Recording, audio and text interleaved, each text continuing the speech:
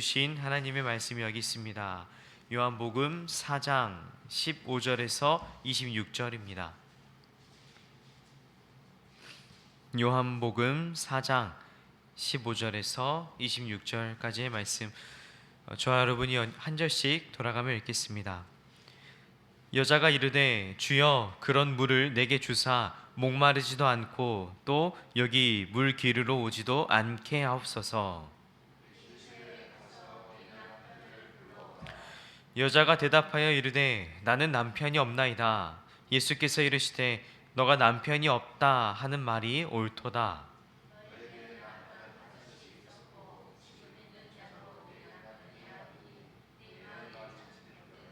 여자가 이르되 주여 내가 보니 선지자로소이다.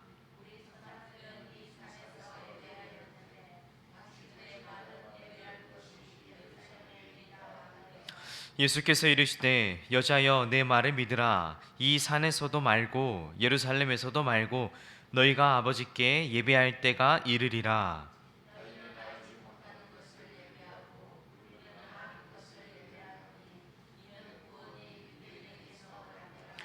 아버지께 참되게 예배하는 자들은 영과 진리로 예배할 때가 오나니 곧 이때라. 아버지께서는 자기에게 이렇게 예배하는 자들을 찾으시느니라.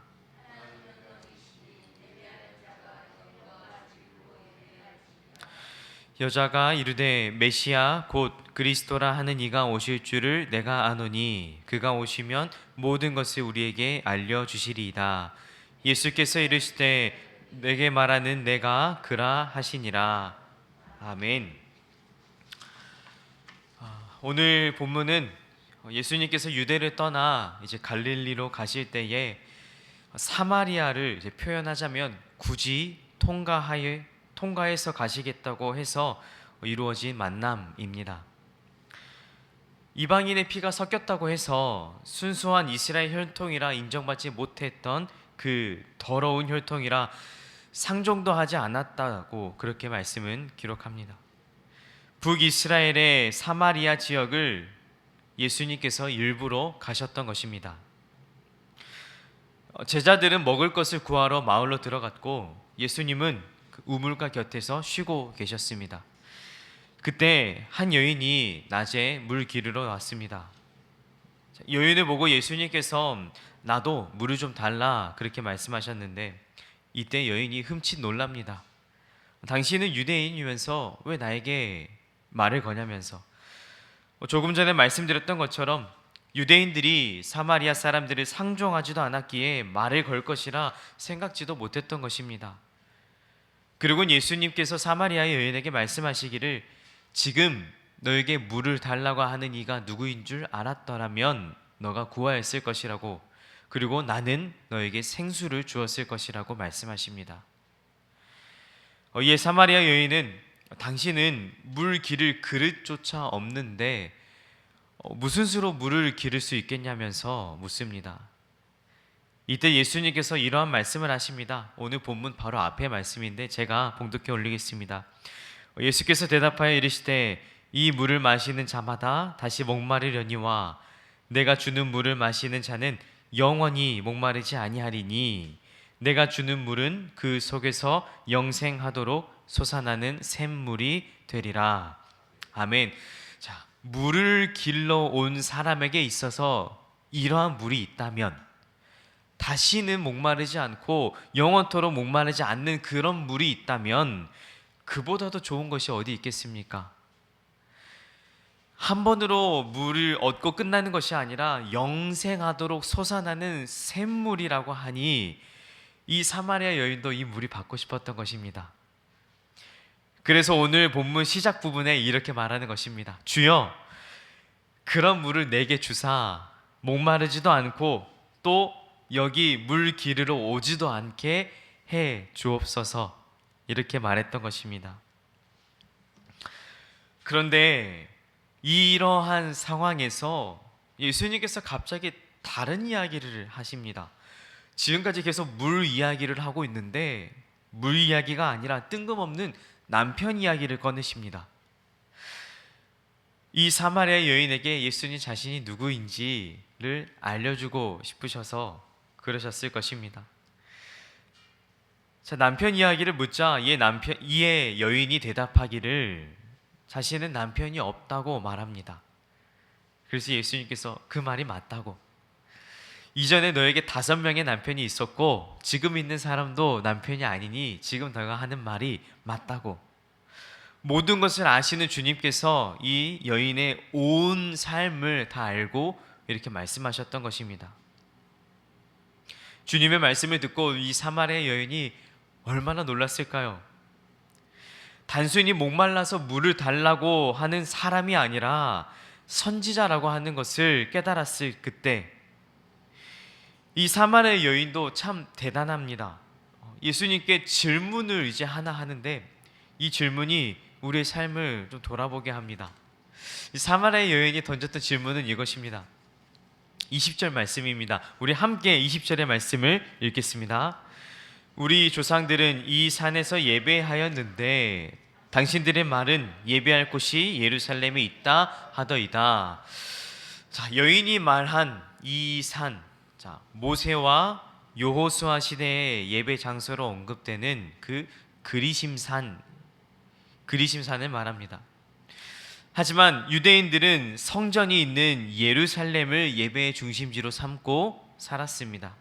자, 같은 하나님을 섬기며 같은 하나님을 믿고 살아가고는 있지만 서로 다른 곳을 예배의 중심지로 삼고 있음이 이 사마리아 여인 마음 가운데 내심 걸렸던 것입니다. 다시 말해 이 여인이 지금 고민하고 있는 것은, 선지자님, 하나님을 예배하고 싶은데 우리는 유대로 지금 갈 수도 없고 성전도 없고 그래서 이 산에서 예배를 드릴 수밖에 없는데 이렇게 예배 드려도 괜찮습니까? 라고 묻는 것입니다. 우리가 이곳에서 드리는 이 예배는 혹시 하나님께서 받지 않으시면 어떡합니까? 이 사마리아 여인이 예수님께 여쭈고자 했던 핵심 질문은, 저는 하나님을 예배하고 싶습니다. 올바르게 제대로 예배하고 싶습니다. 저에게 예배하는 방법을 가르쳐 주십시오 라고 하는 그 마음이 이 질문 안에 담겨 있던 것입니다. 자, 한번 생각해 보십시오. 이 여인이 우물가에 지금 왜 왔습니까? 무엇이 필요해서 왔습니까? 물이 필요해서 왔습니다. 물을 기르러 왔습니다. 목마름이 있었습니다. 자신이 살고 있던 곳에 이제 물이 떨어졌기 때문에 우물가로 와서 생수를 구하러 왔습니다. 생수가 필요해서 왔는데 이 목마름이란 문제를 해결하러 이 우물가로 나와왔습니다. 그렇다면 선지자를 만났을 때 지금 가지고 있는 이 문제, 이 목마름이라는 문제를 해결하기 위해서 어쩌면 물과 관련된 질문을 할 수도 있었을 것입니다. 선지자님, 혹시 조금 더 가까운 곳에 우물이 날 만한 곳은 없습니까? 혹시 근처에서 물을 더 얻을 수 있을 만한 그런 곳은 어떻게 없을까요? 라고 물과 관련된 질문을 할 수도 있었을 것입니다. 왜냐하면 목마름이 문제였기 때문입니다. 그러나 여인이 예수님께서 선지자라고 느낀 순간 이 여인이 바로 했던 질문은 물이 아니었습니다. 어떻게 하면 예배를 드릴 수 있습니까? 이것이었습니다. 비록 이 여인이 육신의 목마름을 인해 우물가로 나와왔지만 이 여인의 진정한 목마름은 육신의 목마름이 아니라 영혼의 목마름이었던 것입니다. 하나님을 향한 목마름, 예배를 향한 목마름이 이 여인 안에 있었습니다. 그래서 진짜 참 문제였던 그 영혼의 목마름을 예수님께 여쭈었던 것입니다. 그 마음을 주님께서도 아시는지 이 사마리아 여인을 향해서 여자여 라고 부르시며 내 말을 믿으라 하십니다. 이 산에서도 말고 예루살렘에서도 말고 아버지께 예배할 때가 이를 것이라고. 이전에는 예배의 장소가 있었습니다. 성전이었습니다. 그러나 이제는 이 공간적인 성전이 아니라 아버지께 참되게 영과 진리로 예배하는 것이 더 중요함을 말씀해 주십니다. 그리고 그때가 이른다고 하였는데 그때가 언제라고 하십니까? 23절 말씀에 중간쯤에 나옵니다. 그때가 오나니 곧 이때라. 그러시면서 아버지께서는 이렇게 예배하는 자들을 찾으신다고 말씀하십니다. 사랑하는 우리 순마음교회 성도 여러분, 성전에서 예배를 드리면 하나님께서 다 받으시는 줄 알았습니다.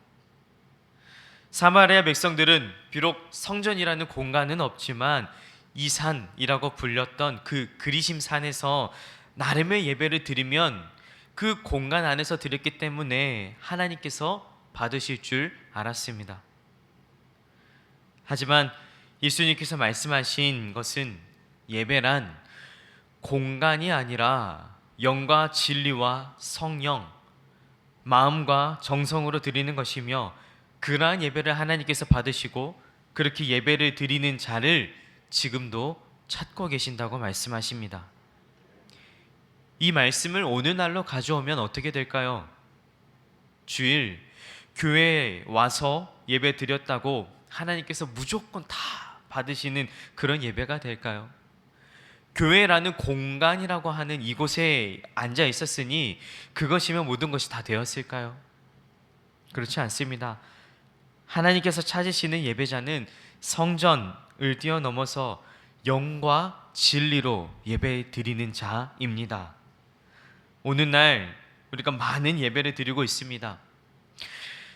공간 안에 나를 가두고 안도하며 안일하게 있는 것이 아니라 영과 진리로 온 마음 다해서 하나님께 예배 드리는 자 되기를 간절히 소망합니다.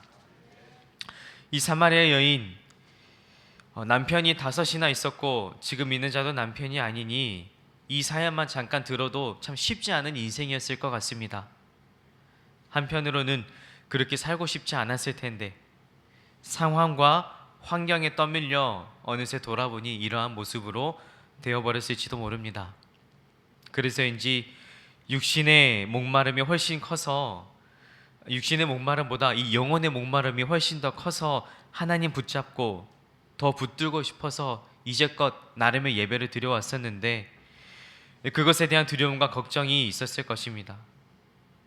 주님께서 이 여인을 만나 그 마음을 다 아시고 그 여인의 약함을 드러내어서 부끄럽게 하시는 것이 아니라 그 여인의 약함을 드러내서 고치시고 싸매시고 위로하십니다.